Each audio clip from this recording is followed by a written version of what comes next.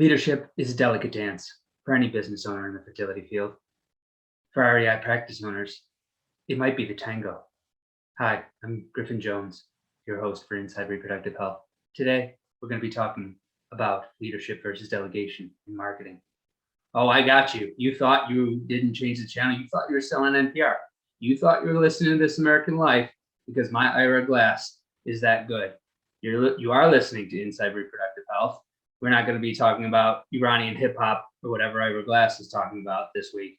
We're going to be talking about leadership and delegation in marketing for practice owners, for business owners. This is for the principals, the owners, the chief executives, because there are functions that are inherent, sales and marketing functions, that is, that are inherent to the integrator role and to the visionary role. Whether you have your titles aligned with those roles or not, doesn't matter. It's like time and a watch. Those roles exist whether you consciously have titles aligned to them or not. And so we're going to go through what those are. Striking that balance between leaning in and stepping away is a struggle for any fertility executive, any business owner. It is for me. But there is an added layer of complexity that's unique to physician practice owners, and we should talk about that. If we look at the Entrepreneurial Operating System Accountability Chart, and you can go to the article for this podcast episode in the show notes to see it, you'll see where a managing partner might find themselves occupying many seats. At the very top, you have your visionary. Some places that might be the CEO, might be the president.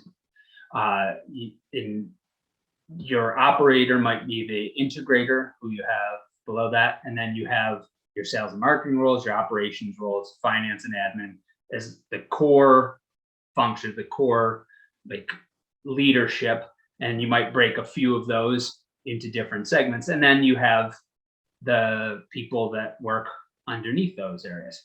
So you got a practice owner is going to be in the visionary seat, whether they've sorted that role out with their partners or not. An integrator, they might be in that role too if they don't have a chief executive officer or an executive director that really occupies that seat. You might be the head of that operations leadership role if you're the medical director, the practice director, or the lab director. And then you are in a seat underneath one of those leadership roles because you're still a doctor. Remember that main job that you have that you did all of that higher ed and training for? That seat falls beneath the leadership, the leadership seats of operations. So executives of many fertility companies, fertility or not, struggle to step out of many seats, but still that function of medical practice, lab director, and especially the role of physician is unique charge for physician practice owners. The accountability chart for fertility practices is its own topic. We've covered that. We'll cover it some more. And today we're going to talk about trying to get you out of the sales and marketing seat as much as possible. Because even when you properly delegate the sales and marketing seat, there are sales and marketing responsibilities that come with being in the visionary and integrator roles. So if you think of some of the best brands that are in the marketplace right now, Spanx, Apple, Tesla, Disney, what do those places have in common? They had CEOs that propagate the market position of the company in everything that they do. If you're looking for a book on the topic, Dave Kincaid writes The Brand-Driven CEO. I don't know if it's good or not, so I haven't read it. It's not a recommendation. It's just an idea. Planting seeds, people. It provides plenty of real-world current case studies, I'm told. Leaders have to be involved in positioning and branding because the marketing position of their companies is enforced or betrayed in every area of the business. It's enforced or betrayed in every area of the business. Because principals are no exception to the positioning requirement, it's common to get bogged down in the sales and marketing responsibilities that they don't have to be a part of, that they should be able to delegate.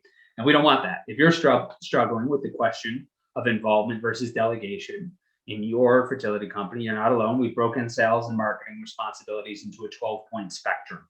So you can see, this is where I need to be leading, this is where I need to be involved, and this is where I can be uninvolved and where I can delegate. That graphic that makes this visual really easy to see is also in the article that correlates with this podcast episode on fertilitybridge.com or on InsideReproductiveHealth.com. The external and internal presentation of your company is a relay race. You have to make sure the baton doesn't get dropped as you move from one segment to the next. That you can't just run and then drop the baton. You sprint, and then the next person has to be jogging, and that handoff needs to occur before you can stop running. So there's 4 main sections: leading, that means you leading, you being involved, you being totally uninvolved, and then you re-involving yourself somewhat. The parts where the principal needs to lead are in positioning, branding, growth goals. The parts where the principal needs to be somewhat involved are brand development, growth strategy, operational overlap.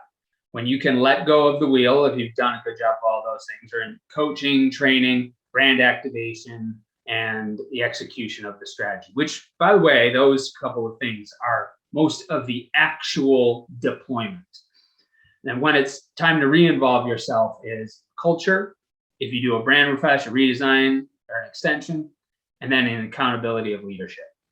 So when the principal of a fertility practice needs to lead is in positioning. A lot of times people use brand positioning or branding as totally synonymous with positioning. It isn't. Positioning comes first. And to make this very tangible, it's the vision, mission statement, core values, core service areas, and focus, 10-year target, 3-year picture. So EOS calls that something different. They call that traction to the vision. That's what positioning is. It's those things. A marketing team can't make up those decisions for the company. They can't make those decisions for the company.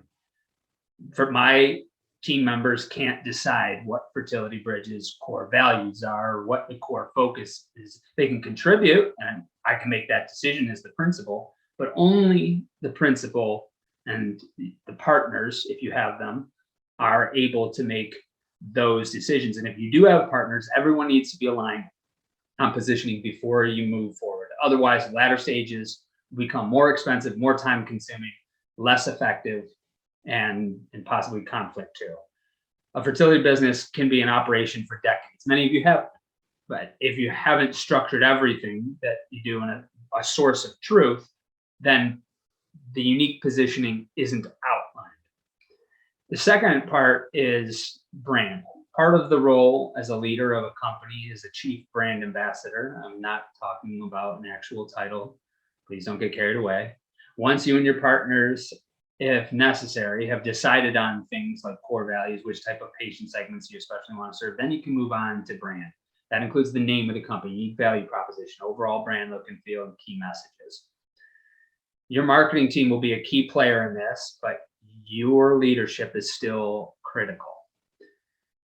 The third part that principals must lead in sales and marketing is in the growth goals. Employees simply can't decide what the growth goals are going to be for the coming years because they don't have the same skin in the game that the principal does.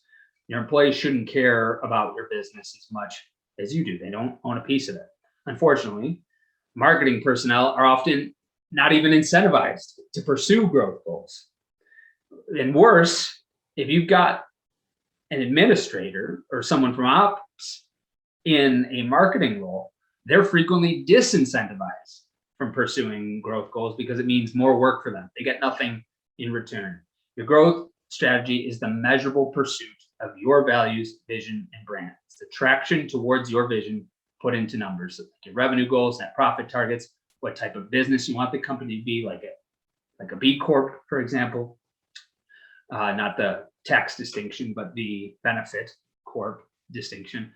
Patient satisfaction score targets, number of new patients served. Those are growth goals that are set by the principal. So we won't even engage with a company without diagnosing this level, these 3 first things: position, brand, growth goals with the principals. It's because these parts have to be led by the visionary and the integrator of an organization.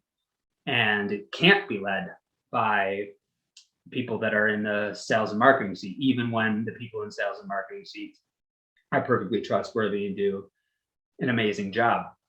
So the first thing we do is engage in those, and it isn't because we don't trust the other people. It's because that's who those roles belong to. And if you are pursuing an engagement that has results tied to it, that foundation has to be secure. And if that foundation isn't secure, then it's not worth us pursuing. But it's also untenable for most people to pursue the rest of the time, or that's just a big headache that could be avoided otherwise. So when those three things are all set, then the principal can start to dial down their involvement. They still need to be involved, but they don't have to lead as much. So at the fourth step, we're talking about brand development. At a minimum, every company should have a set of brand guidelines. It's a brand book or a brand style guide. These are the documents that guide every campaign going forward, everything, all your messaging. Your marketing team will work on the guidelines. They'll put that together, but the involvement of the principal ensures that the brand comes to life in a way that you actually had in mind. It supports the values and the overall goals. Fifth is launching the growth strategy. So the baton's almost passed. The principal doesn't need to be involved in every aspect of planning the growth strategy, but they do need to commission its execution. So you think of a monarch commissioning the maiden voyage of a brand new vessel. They've had it built. They're not the ones going to the new world, but they are in the harbor making sure that it actually goes to sea. The principal has to see and approve the plan before execution begins. Even when your team is fully incentivized to move towards the company's growth goals, the principal has to ensure that that's underway before they can step away. Sixth is really big, because if someone is just in the sales and marketing seat, they cannot do this by themselves. They need the help of the principal, and that's operational overlap.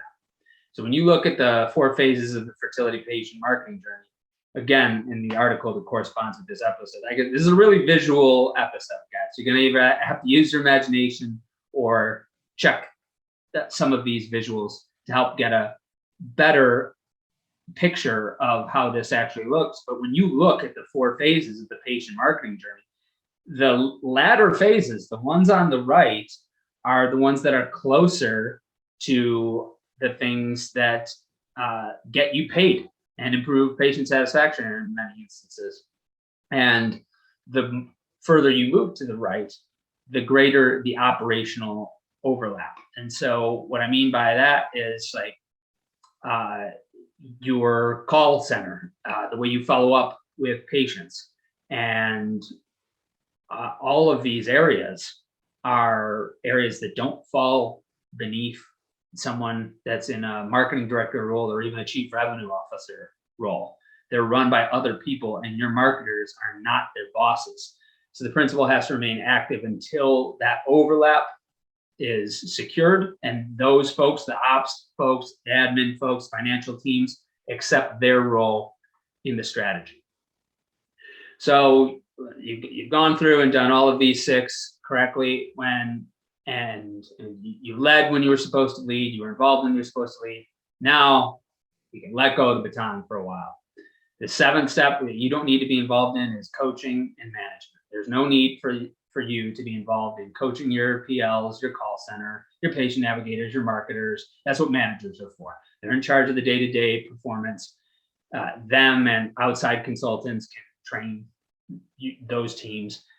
If you can let them go to work and trust them if you've done the other things correctly. Step 8 is brand activation. As the principal of practice, you don't need to be the one directing brand assets. That's what your patients engage with your company. You've approved your brand book. Now, the actual making of the templates, the website, the campaigns, the design, that's all for your marketing team. You've given them the canon, and then they can bring it to life. 9th is strategy execution. You don't need to schedule video shoots. You better not be. You don't need to be writing social media posts. You don't need to be editing blog posts. You don't need to oversee the ad campaigns. You don't need to implement a CRM or EMR sequences. You don't need to monitor lead conversion. You don't need to report on post-consult follow-up, but there is an exception, and that's if you're being featured in a piece of content. Your team can be the producers, writers, directors, films, and editors. You very often need to be the star in that context. So now there's some times where the principal needs to re-involve themselves in marketing, not to the level of leading necessarily, but to pop back in. And there's 3 steps on that side of the track as well. And number 10 is culture. So in most cases, I absolutely hate calling a company's workforce a family. It bugs the hell out of me. Employees are not children, and they are definitely not your children. But in the specific instance of who models the company culture that everyone else imitates, I think there's a quote that Gabrielle Reese said that maybe I'm paraphrasing it. She said, "Your children watch you. They watch what you do. They don't listen to what you say. Children watch you. They don't listen to you." The principal is the matriarch or the patriarch of the fertility business family in this sense. The family follows your example. And most literally, or perhaps to its purest definition, culture is the ongoing commitment to positioning. And the critical element of commitment is action. If you've decided your company is going to be more in tune with the needs of same-sex male couples than any other organization, for example, your team can only live up to that culture if the principal is championing it. I'm thinking of a particular egregious example. I'm going to use one from before my days in the reproductive health field, and it was when I was selling radio advertising, and it was a water purification system. The idea behind it is for your health and purity and cleanliness, and sold by one of the dirtiest plumbers. And I don't necessarily mean physically, though that too, but just a crook of a plumber that stood outside with his belly hanging outside of his shirt, huffing cigarettes and treating his employees like garbage, and wanted to sell this water purification system with the branding of cleanliness and loneliness. Well, there's no culture for that there, and there's certainly not a positioning, and they're both betrayed by the example that this principal set. It was never going to be successful. That's a particularly egregious example, but everything, if it's going to be part of your culture, again, is betrayed or reinforced. And it's the principle that champions the culture that sets the example. 11th is if you decide that you're going to do something to your brand, that you're going to refresh it, you're going to redesign it, you're going to do an extension, like you want to make a new brand for fertility preservation or third-party IVF. Principal has to be involved in the beginning stages of those initiatives. And if you've decided that you're going to change the identity of your IVF center or your fertility company, even more so. Why would you do that? In most cases, the juice isn't worth the squeeze, but changing it somewhat is something that we're all thinking about more, because fertility centers that built a brand for baby boomers or Gen Xers now need to update, because millennials and Gen Z patients now make up most of the patient and donor populations. And they respond to different types of marketing because they have different concerns. We're going to talk a lot more about that in future articles and episodes. Finally, your 12th stop on this track is the accountability of leadership. So even when you have those trustworthy, capable sales, marketing, finance, ops folks, they need to be held accountable by the visionary and the integrator of the organization. Again, they can be amazing. This is not, I'll grant you that they're incredible. But as Lisa Duran, who's one of the best experienced consultants in our field, that's been on this show twice, I think, is fond of saying, people do what their managers pay attention to. It's not just about them. It's about that periodic check-ins also demonstrate that you're holding yourself accountable. Employees don't need to be micromanaged with due dates and metrics, by you anyway, they should see that the principal is paying attention to the outcomes to which they contribute. Are you ready to let go a little bit? Hopefully this gives you a framework of knowing where you can let go and where you need to be involved. While you do need to be involved in many aspects, you don't need to be involved in every single thing. Knowing what you need to be a part of will also help you know of what you can let go of. You can only pass the baton when someone else is completely in charge of those outcomes. So pay attention to these 12 points, know when to lead, know when to throttle down, and when to release. Letting go can definitely be difficult, though, and that's where we help. If you'd like our support in selecting marketing personnel and determining their responsibilities, their outcomes, you can get our help with that with our Golden Competitive Diagnostic on fertilitybridge.com. We hope to be able to help you, and I hope this episode has been helpful to you. And thank you again so much for tuning in to Inside Reproductive Health with Griffin Jones.